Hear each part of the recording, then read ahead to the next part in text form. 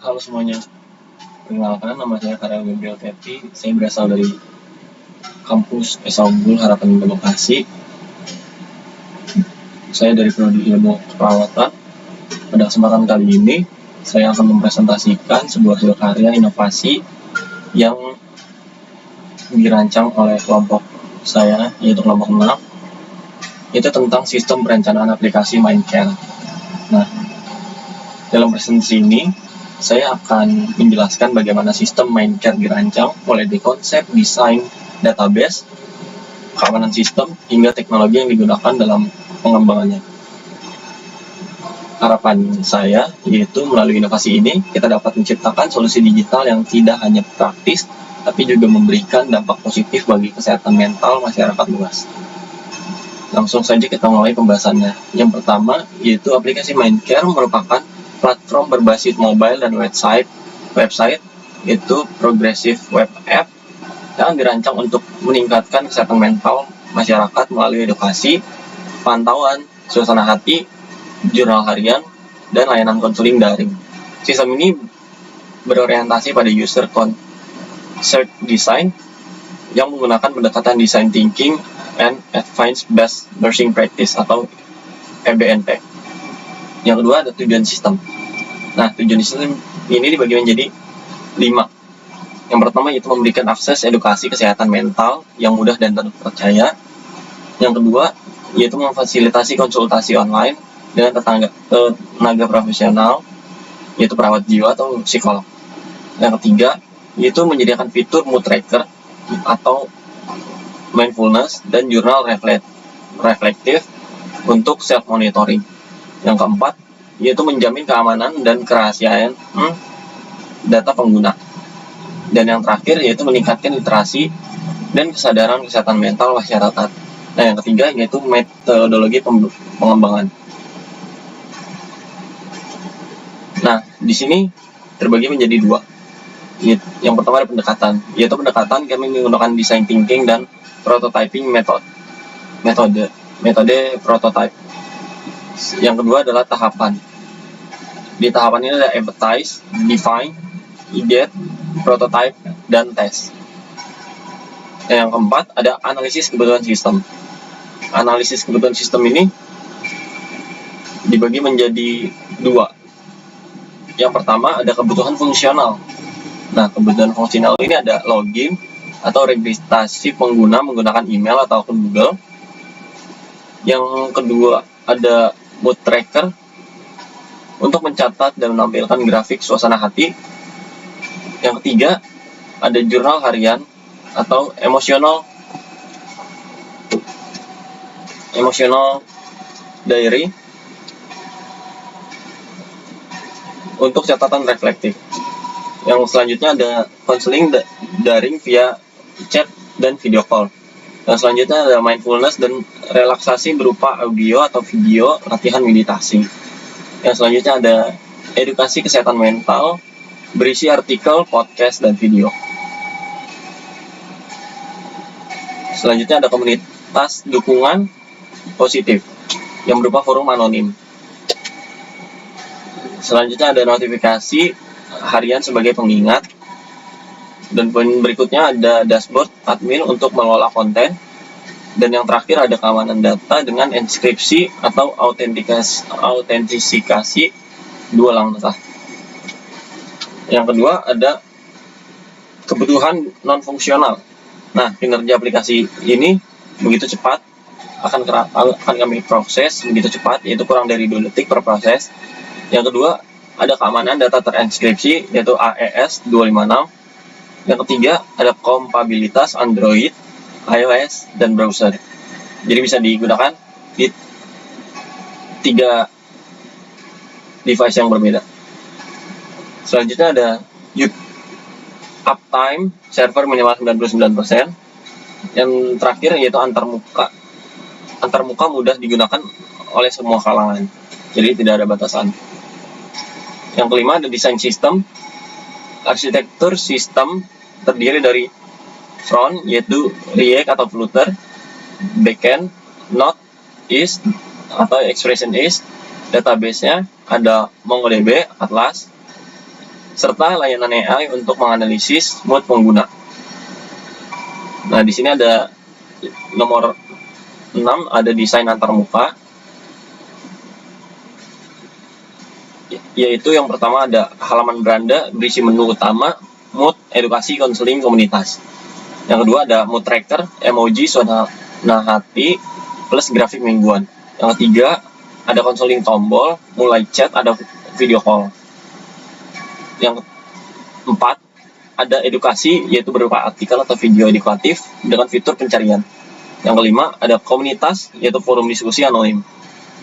Dan yang terakhir profil pengguna, yaitu riwayat mood dan jurnal. Yang ketujuh ada desain database, yaitu ERD sederhana, yaitu berisi user, mood, jurnal, konseling, edukasi, forum konselor, dan setiap entitas memiliki atribut seperti ID, nama, tanggal, dan konten sesuai fungsi. Nah, yang kedelapan ada keamanan sistem. Keamanan sistem kami memiliki enkripsi end-to-end untuk komunikasi. Yang kedua ada login OTP dan hashing password. Yang ketiga ada log audit aktivitas pengguna. Yang keempat atau terakhir firewall dan deteksi serangan otomatis. Yang kesembilan yang tadi saya jelaskan di atas, yaitu Frontend, React.js atau Flutter, dan yang lain sebagainya. Yang ke-10 ada uji coba dan evaluasi. Uji coba dan evaluasi ini kami bagi menjadi 4. Yang pertama ada uji fungsionalitas untuk memastikan semua fitur berjalan dengan baik, jadi tidak ada kecacatan. Yang kedua uji usabilitas.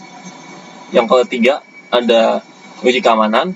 Yang keempat atau terakhir evaluasi pengguna untuk mengukur peningkatan literasi kesehatan mental.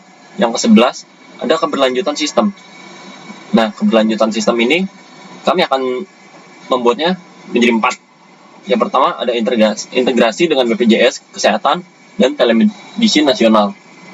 Yang kedua fitur AI untuk prediksi stres dan depresi ringan. Yang ketiga ada kolaborasi dengan universitas dan tenaga keperawatan digital. Yang keempat pembaruan konten edukasi bulanan. Kami akan mencoba ini di aplikasi kami. Yang ke-12 yaitu perancangan sistem aplikasi.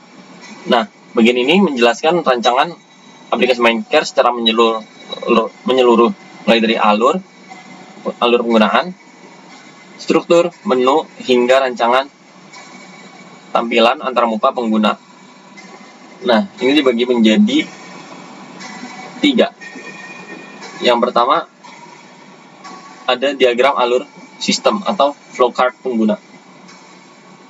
Nah, di flowchart pengguna ini dibagi menjadi 8. Yang pertama ada pengguna membuka aplikasi Mindcare. Yang kedua pengguna login atau membuat akun baru. Yang ketiga setelah masuk pengguna diarahkan ke halaman beranda. Yang keempat di beranda pengguna dapat memilih menu, mood tracker, edukasi, konseling, jurnal, dan komunitas. Yang kelima ada sistem akan menampilkan fitur sesuai pilihan pengguna. Yang keenam data hasil input seperti mood, jurnal, atau hasil konseling disimpan secara aman di database. Yang ketujuh, pengguna dapat melihat riwayat mood, membaca artikel, atau berkonsultasi dengan tenaga profesional. Yang kedelapan, sistem memberikan notifikasi harian dan rekomendasi aktivitas positif berdasarkan data pengguna. Nah, di sini ada 12.2, yaitu struktur menu aplikasi. Di beranda akan ada menampilkan ringkasan, itu fitur-fitur utama. Fitur utamanya itu mood tracker, jurnal harian, edukasi, konseling, komunitas, dan profile. Nah, di mood tracker kami mencatat suasana hati harian dan menampilkan grafik pengguna. Yang ketiga, jurnal harian. Yang kedua, jurnal harian, yaitu tempat menulis curahan perasaan. Yang ketiga, adalah edukasi, yaitu kumpulan artikel, video, dan podcast tentang kesehatan mental. Yang keempat, ada konseling, yaitu layanan chat atau video call dengan tenaga profesional atau dengan sesama pengguna. Yang kelima, ada komunitas, yaitu forum diskusi positif antar pengguna. Yang keenam, atau terakhir, yaitu profile, yaitu menampilkan data pengguna, riwayat mood, dan pengaturan privasi. Di sini ada 12.3, yaitu halaman login berisi kolom email, kata sandi, dan tombol masuk ke daftar. Yang kedua, beranda menampilkan ikon menu, yaitu mood, edukasi, konseling, komunitas, dan profile dalam bentuk grid. Yang ketiga, ada mood tracker, yaitu tampilan emoji perasaan, yaitu senang, sedih, marah, cemas, dan netral, dengan tombol simpan. Yang keempat, ada jurnal harian, yaitu halaman untuk menulis perasaan dengan fitur, tanggal, dan cuaca. Yang kelima, ada edukasi, yaitu daftar artikel dengan tombol baca selengkapnya. Yang keenam, ada konseling, yaitu halaman jadwal dan tombol mulai chat atau video call dengan tenaga profesional. Yang ketujuh, ada komunitas, yaitu forum diskusi dengan komentar dan sistem anonim. Yang terakhir, ada profile, yaitu informasi pengguna dan pengaturan privasi akun. Selanjutnya di sini ada lampirannya. Yang pertama, ada contoh forum dan tampilan aplikasi. Yang pertama, ada form login, yaitu kolom email, password, dan tombol masuk. Yang kedua, ada form mood tracker, yaitu pilihan emoji suasana hati dan kotak teks untuk menulis penyebab perasaan. Yang ketiga, ada form jurnal harian, yaitu kolom teks panjang untuk menulis pengalaman atau refleksi harian. Dan yang terakhir, ada form counseling, yaitu jadwal konsultasi dan kolom chat. Dan selanjutnya ada lampiran kedua, yaitu contoh struktur data pengguna. Nah, yang di sini yang pertama ada user table. Nah, di user table ini ada ID user, yaitu nomor 1, ID-nya nomor 1, 01 misalkan. Namanya ada nama saya sendiri, itu Karel Gabriel. Emailnya, email pengguna akan tertera di situ, yaitu karel@email.com. Umurnya misalkan umur 22, jenis kelamin laki-laki, tanggal daftar misalkan tanggal 1 bulan 2 2025. Nah, di mood table terdapat sama seperti user table, yaitu ada ID mood pengguna misalkan 1, terus sudah ada ID user seperti yang di atas, ID user 1, tanggal daftar seperti tanggal user table, yaitu 01/02 2025. Dan terus ada emosinya, misalkan emosi pengguna sedang senang. Nah, yang terakhir ada catatannya, yaitu hari ini merasa tenang dan bahagia. Seperti itu. Di sini ada daftar pustaka pendukungnya. Kami melihat dari 3 jurnal tersebut. Sekian video yang bisa saya sampaikan. Jika ada kesalahan, mohon maaf. Terima kasih.